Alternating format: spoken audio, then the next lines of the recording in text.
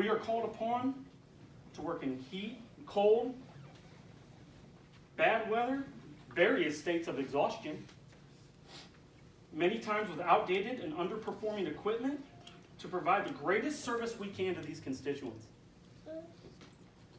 I want to take a second to illustrate something that I believe is escaping those who decided the layoffs were the only route they had to take.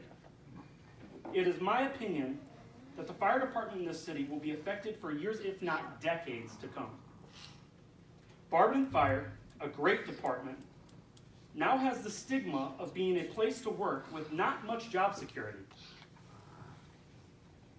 That's a heavy title for firemen, and if you haven't noticed, we're a pretty tight group. That word gets out.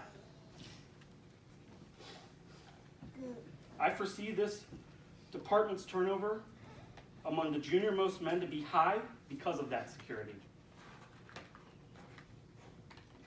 You cannot plan your life around this kind of insecurity. Everyone knows retaining employees is far less expensive than bringing on new ones. This department, I fear, will now become a stepping stone to a final landing spot for many great future firemen. That is extremely disappointing, if true, and will also add expenses to this department. I'm no expert in finance, I don't pretend to be.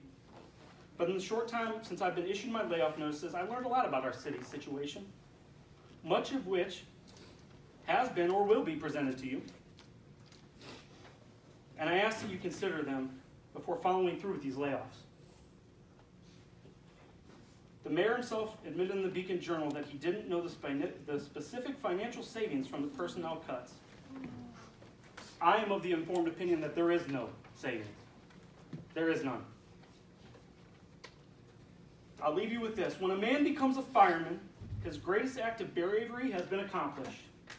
What he does after that is all in the line of work. All I am asking for is the opportunity to consider serving the citizens. I'm not asking for a raise. I'm not asking for $1 million.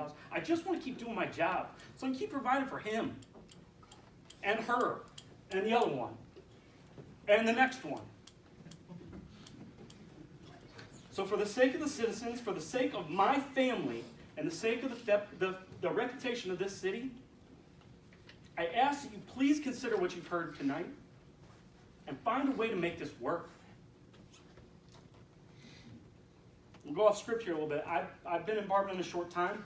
It has a ton of city pride. I hope you guys can find it.